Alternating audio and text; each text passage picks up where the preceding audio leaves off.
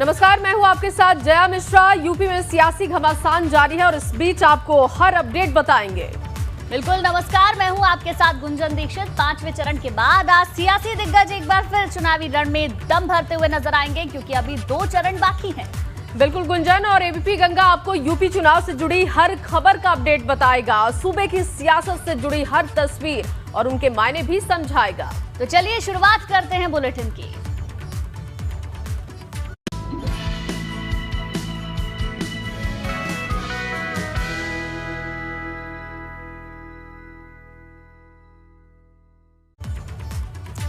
और चलिए गंगा सवेरा की शुरुआत बड़ी खबर के साथ करते हैं। 5वें चरण का खत्म हुआ रण और 5वें चरण में करीब 55.5% मतदान हुआ है और सबसे ज्यादा चित्रकूट में मतदान हुआ है। यहां पर 60% के आसपास मतदान हुआ।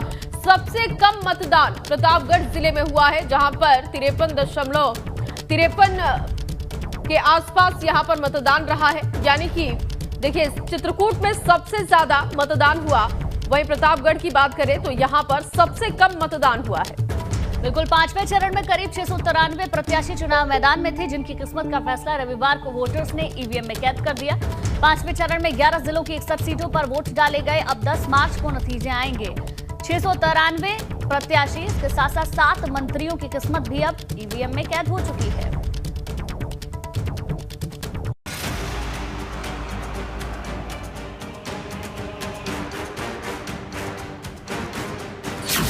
खत्म हुआ 5वां फेज, जनता के बीच किसका क्रेज?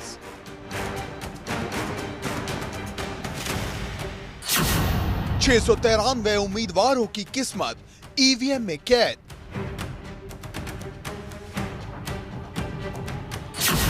11 जिले, 61 सीट, किसको मिलेगी लीड?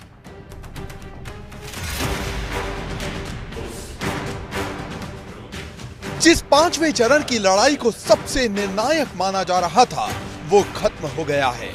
जनता ने अपने वोट से मैदान में उतरे सभी दिग्गजों के साथ 693 उम्मीदवारों की किस्मत का फैसला कर दिया है और अब सभी उम्मीदवारों की किस्मत ईवीएम में लॉक हो गई है। 5वां चरण इसलिए भी अहम था क्योंकि इसमें कई दिग्गजों की साख दांव पर थी, जिसमें योगी सरकार के 7 मंत्री शामिल हैं। इनमें सबसे बड़ा नाम डिप्टी सीएम केशव प्रसाद मौर्य का है, जो सिरातू सीट से मैदान में थे। वहीं कैबिनेट मंत्री सिद्धार्थनाथ सिंह, नागरिक उड्डयन मंत्री नंद गोपाल नंदी, कैबिनेट मंत्री राजेंद्र प्रताप सिंह, समाज कल्याण मंत्री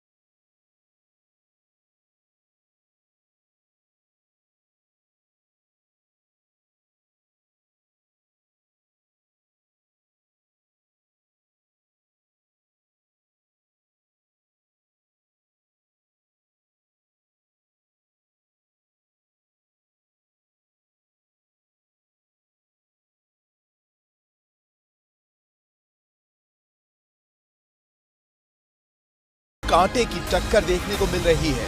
वहीं सवाल कम वोटिंग का भी है, जो बड़े सवाल खड़े कर रहा है। लगातार चरण दर चरण वोटिंग प्रतिशत गिर रहा है। अब तक 5 चरण में मतदान हुआ है। हर चरण में ये मतदान पिछली बार के मुकाबले कम हुआ है। यही वजह है 5 फेज की वोटिंग के बाद भी ये साफ नहीं हो पाया है। इस बार 10 मार्च को ऊंट किस करवट बैठेगा। Bureau report, ABP Ganga. वहीं प्रधानमंत्री मोदी ने पूर्वांचल की कमान संभाल दिया। छठे चरण के लिए प्रचार करते हुए नजर आएंगे। महाराजगंज और कुशीनगर के लिए हुंकार भरेंगे। बलिया में प्रधानमंत्री मोदी की चुनावी जनसभा भी आज होनी है। और पांचवें चरण के खत्म होते ही अब छठे चरण की बारी है, जिसके लिए आज पीएम मोदी महाराजगंज, कुशीनगर और बलिया का दौरा कर पूर्वांचल में कमान संभालने वाले हैं। इन सभी सीटों पर छठे चरण में 3 मार्च को मतदान होना है, जिसके लिए पीएम आज सियासी जमीन तैयार करते हुए दिखाई देंगे। तो वहीं रविवार को प्रधानमंत्री वाराणसी के दौरे पर थे, जहां उन्होंने काशी विश्वनाथ के दर्शन किए और काशी नाथ कॉरिडोर को भी देखा। आपको बता दें कि शिवरात्रि से पहले काशी विश्वनाथ मंदिर का गर्भगृह स्वर्णिम आभा से दमकने लगा है। मंदिर के अंदर की पूरी दीवारों पर सोने के पत्थर चढ़ा दिए गए हैं। महाशिवरात्रि से पहले जो कार्य शेष है उसको भी पूरा कर लिया जाएगा, जिसके बाद शिव भक्त बाबा के गर्भगृह की स्वर्णिम आभा में शिव और शक्ति को एक साथ देख पाएंगे, दर्शन कर पाएंगे। वहीं रविवार को वाराणसी पहुंचे पीएम मोदी ने पूर्वांचल की तरफ बढ़ती चुनावी रण को लेकर पार्टी नेताओं और कार्यकर्ताओं को जीत का मंत्र दिया, तो विरोधियों पर भी निशाना साधा। मोदी मोदी मोदी मोदी, काशी का कुरुक्षेत्र, मोदी का ब्रह्मास्त्र, चक्रव्यूह का आखिरी द्वार, मोदी ने चली आखिरी चाल। काशी जिताएगा यूपी की बाजी। यूपी का चुनाव पूर्वांचल पहुंच गया है, या यूं कहें कि प्रधानमंत्री मोदी के सबसे बड़े गढ़ काशी पहुंच गया है, जहां 7वें चरण में 7 मार्च को वोट डाले जाने हैं। लेकिन प्रधानमंत्री मोदी ने अभी काशी में डेरा डाल दिया है। रविवार को जब 5वें चरण के वोट डाले जा रहे थे, तब प्रधानमंत्री मोदी काशी में अपने 20,000 बूथ कार्यकर्ताओं को संबोधित कर रहे थे।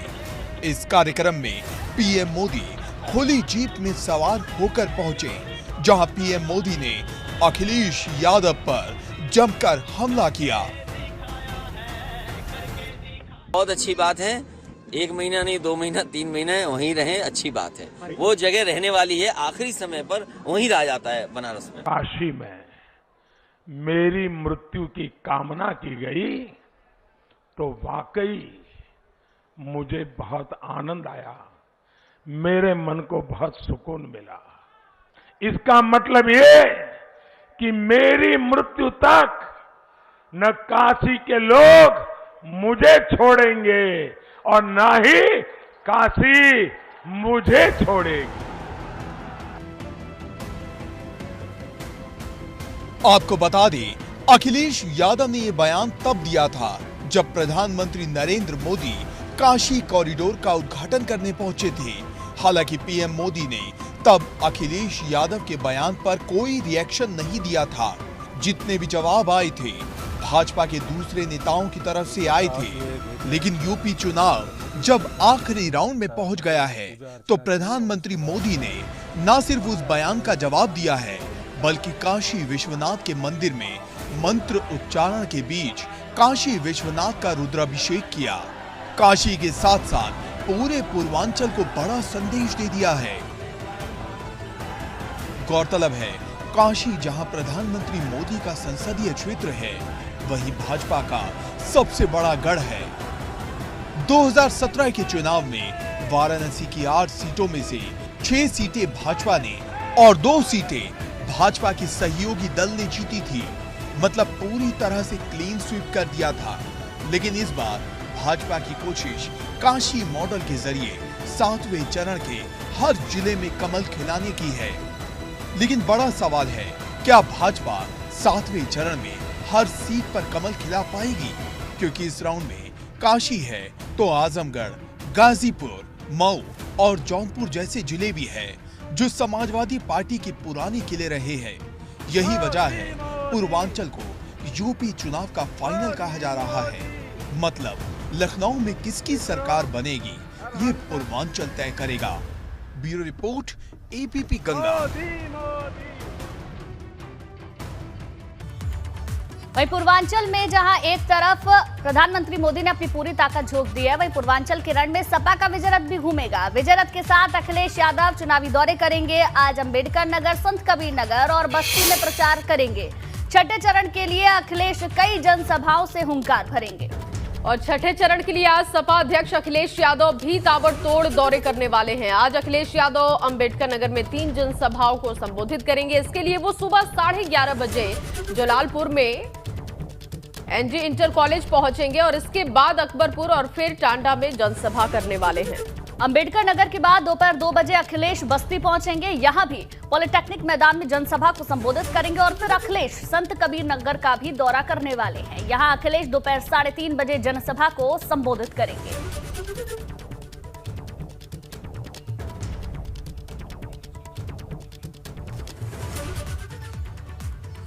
वहीं 5वें चरण में सबसे ज्यादा चर्चित सीट प्रतापगढ़ जिले की कुंडा की सीट रही, जिस पर पिछले कई दशक से रघुराज प्रताप सिंह जीतते आ रहे हैं।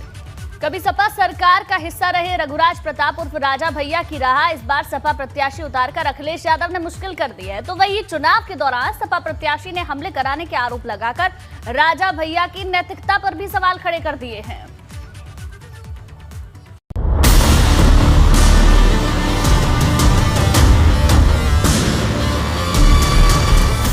कुंडा की बाहुबली लड़ाई, अखिलेश के गुलशन पर गोली किसने चलाई? वहाँ मेरी गाड़ियों पे फायरिंग की गई, एकदम जानलेवा हमला हुआ। सपा के काफिले पर हमला, अखिलेश लेंगे बदला। कुंडा में हमला किया गया, हमारे पार्टी के उम्मीदवार गुलशन यादव के ऊपर, उसकी गाड़ी तोड़ दी गई। कुंडा में कुंडी, 22 में किसकी किलेबंदी? यहाँ पर जो लगातार जीत रहे हैं उनके लिए कुंडी लगाओगे कि नहीं लगाओगे? ऐसी कुंडी लगाना कि दोबारा कुंडी न खोल पाए। जो जिस भाषा में समझे, फिर उसमें से कुछ लोग सरकार हमको एक गलत फहमी दूर कर दे। सरकार न बनत या न बने दे। जिस कुंडा में पिछले 3 दशकों से एक छत्र राजा भैया का सिक्का चलता आया है, उस कुंडा में इस बार लड़ाई खून खराबे तक आ गई। ये टूटी हुई गाड़ियां, ये बिखरे हुए कांच, ये बड़े बड़े होल बता रहे थे कि हालात क्या हैं, क्योंकि ये हमला समाजवादी पार्टी के कुंडा प्रत्याशी गुलशन यादव के काफिले पर हुआ। खुद गुलशन यादव ने राजा भैया और उनके सहयोगी अक्षय प्रताप सिंह पर इस हमले का आरोप लगा दिया। एसपी प्रतापगढ़ ने कहा है कि गुलशन यादव सुरक्षित हैं और वो उन पर जो हमला हुआ है उसमें उनको चोट नहीं आई है, ना के बराबर है। गाड़ी का शीशा टूटा है, गाड़ी में थोड़ी डेंट आई है, लेकिन बाल बच गए हैं गुलशन यादव। और गुलशन यादव से जब मेरी बात हुई, उनका कहना है कि मैं सवेरे से जब प्रचार प्रसार कर रहा था, बहुत जगह मुझे रोकने की कोशिश की गई, बहुत जगह समझाने की कोशिश की गई, बहुत जगह मुझे ये बताने की कोशिश की गई कि तुम बहुत ज्यादा एक्टिव हो, बहुत ज्यादा सक्रिय बने हो, बहुत ज्यादा घूम रहे हो, बहुत ज्यादा खेल रहे हो, ऐसा नहीं चलेगा। गुलशन यादव ने यह आशंका सवेरे ही जताई थी। गुलशन यादव का आरोप है कि जब वो पहाड़गंज से गुजर रहे थे, तभी 50 से ज्यादा लोगों ने उनके काफिले पर हमला कर दिया, जिसमें कई राउंड गोलियां चली, जिसके निशान गाड़ियों पर मौजूद हैं। तो हम पहाड़पुर तरफ से निकल रहे थे, पहाड़पुर बनोही की तरफ से, तो वहाँ मेरी गाड़ियों पे फायरिंग की गई, एकदम जानलेवा हमला हुआ। 3 गाड़ियां तोड़ दी गई। ठीक लोग इसमें थे, इसको ईंटे से तोड़ दिए, फेंक के मारे, पथराव कर दिए यहाँ पे जी इसमें आपकी सिक्योरिटी के लोग थे, सिक्योरिटी के बावजूद भी हमला हुआ? बिल्कुल हमला हुआ। सिक्योरिटी के सामने सब कुछ हो रहा है। अच्छा। और यहाँ का प्रशासन मुख्य दर्शक बना बैठा है। इस हमले के चश्मदीद वो पुलिस वाले भी हैं जो उस वक्त गुलशन यादव के काफिले की सुरक्षा में तैनात थे, जिन्होंने एबीपी गंगा के कैमरे पर हमले की बात को खुद कबूल किया है। के ऊपर भी हमला हो गया? बिल्कुल हमला हुआ। पूछिए, आप बात कर लीजिए, खुद सामने खड़े हैं आपके। पुलिस के आप लोगों पे भी हमला हुआ? आप लोग बैठे हुए थे? हाँ बैठे थे, पथरा हुआ है। पथरा हुआ है। तो क्या आप लोग इसी गाड़ी में थे, स्कॉर्पियो में? हाँ स्कॉर्पियो में थे। तो चोट लगी किसी को? चोट तो नहीं लगी। चोट नहीं लगी। कितने लोग थे? हम लोग तब तक उतर गए थे। अच्छा, तुरंत उतर गए। हमला होते ही आप गाड़ी से उतर गए थे? कितने लोग थे? हम 4 लोग इसमें थे। वहीं इस हमले की शिकायत समाजवादी पार्टी ने चुनाव आयोग से की है, लेकिन साथ ही आरोप लगाया कि शिकायत करने के बाद भी कोई संज्ञान नहीं लिया जा रहा है। कुंडा में हमला किया गया हमारे पार्टी के उम्मीदवार गुलशन यादव के ऊपर, उसकी गाड़ी तोड़ दी गई, उसके ऊपर जानलेवा हमला किया गया, बूथों पर कब्जा किया जा रहा है, वोट नहीं डालने दी जा रही है और धमकी दी जा रही है कि चुनाव के बाद इस शाम को फिर हम देख लेंगे। हालांकि इस हमले में कितना सच है और कितना झूठ ये तो जांच के बाद ही पता चलेगा, लेकिन कुंडा सीट की बात करें तो 1993 से यहाँ राजा भैया चुनाव जीतते आए हैं, जहाँ 2002 के बाद से सपा ने कभी राजा भैया के सामने प्रत्याशी नहीं उतारा। 2012 में जब सूबे में अखिलेश यादव की सरकार बनी तब राजा भैया जेल मंत्री बने थे, लेकिन इस बार कुंडा में समाजवादी पार्टी ने अपना प्रत्याशी उतारा तो कुंडा की लड़ाई न सिर्फ दिलचस्प हो गई, बल्कि जिस सपा के साथ राजा भैया का पुराना दोस्ताना रहा, अब उसी के साथ अदावत हो गई।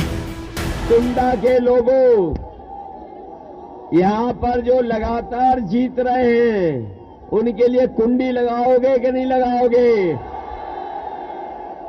और ऐसी कुंडी लगाना कि दोबारा कुंडी न खोल पाए। जब एक नेताजी ने कहा कि साहब कुंडा में कुंडी लगा देंगे या कुंडा को कुंडी बना देंगे, हम कहे धरती पे अभी कोई माई का लाल पैदा नहीं हुआ है। कुंडा कुंडा रहे। और जब बहुत हो गया सुनते सुनते तब इस बात पे हम आज प्रक्रिया कर रहे हैं। कुंडा की लड़ाई इस बार कौन जीतेगा, इसका फैसला जनता ने अपने वोट से कर दिया है। अब 10 मार्च को जब नतीजे आएंगे तो साफ हो जाएगा कि यहाँ राजा का सिक्का चलेगा या फिर सपा का गुलशन खिलेगा। लेकिन मुद्दे की बात यह है कि वोटिंग के दिन जो हमला गुलशन यादव के काफिले पर हुआ, क्या उस पर चुनाव आयोग कोई संज्ञान लेगा? प्रतापगढ़ के कुंडा से वीरेश पांडे की रिपोर्ट। वहीं छठे चरण के प्रचार में अब भाजपा के महारथी उतरेंगे अमित शाह। सीएम योगी जेपी नड्डा के चुनावी दौरे हैं। गृह मंत्री अमित शाह 4 जिलों में ताबड़तोड़ दौरे करेंगे।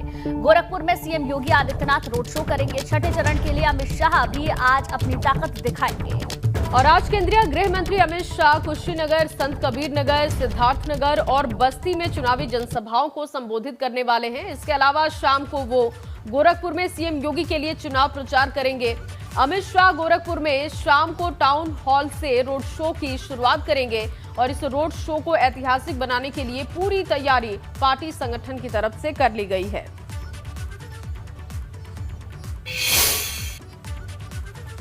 वहीं 5वें चरण का रण खत्म होते ही छठे चरण का रण भी शुरू हो चुका है। छठा चरण कई मायनों में काफी अहम है क्योंकि इस रण में भाजपा की साख दांव पर है। छठे चरण में गोरखपुर में भी चुनाव होने वाला है, जहां से सीएम योगी आदित्यनाथ खुद चुनावी मैदान में हैं और ये चरण भाजपा के लिए काफी महत्वपूर्ण है। जहां एक तरफ सीएम योगी आदित्यनाथ पर अपना किला बचाने की जिम्मेदारी है, तो वहीं पूर्वांचल के रण में पार्टी को जीत दिलाने की भी चुनौती है। इसलिए सीएम योगी आज गोरखपुर के अलावा भी कई जिलों में ताबड़तोड़ दौरे करेंगे और कई जनसभाओं को भी संबोधित करेंगे। और आज छठे चरण के लिए भाजपा के दिग्गजों की पूरी फौज उतरने वाली है, जिसमें केंद्रीय कानून राज्य मंत्री एसपी सिंह बघेल जौनपुर में चुनावी जनसभा करेंगे। बघेल के साथ मध्य प्रदेश के सीएम शिवराज सिंह चौहान भी होंगे। इसके अलावा डिप्टी सीएम केशव प्रसाद मौर्य भी आज कुशीनगर और अंबेडकर नगर में 2-2 जनसभाओं को संबोधित करेंगे। वहीं छठे चरण की सीटों पर आज प्रियंका गांधी भी प्रचार करते हुए देखी जाएंगी। प्रियंका वाड्रा आज बलिया और महाराजगंज में रोड शो करने वाली हैं। कुशीनगर में एक बड़ी जनसभा को वो संबोधित करेंगी। वहीं देवरिया में भी प्रियंका गांधी वाड्रा आज रोड शो करेंगी। छठे चरण के लिए 3 मार्च को मतदान होना है, जिसके लिए सभी दिग्गजों ने अपनी पूरी ताकत झोंक दी है। एक बड़ी जनसभा कुशीनगर में भी होगी, जिसको प्रियंका गांधी संबोधित करेंगी। इसके अलावा देवरिया में भी प्रियंका का एक रोड शो होना है।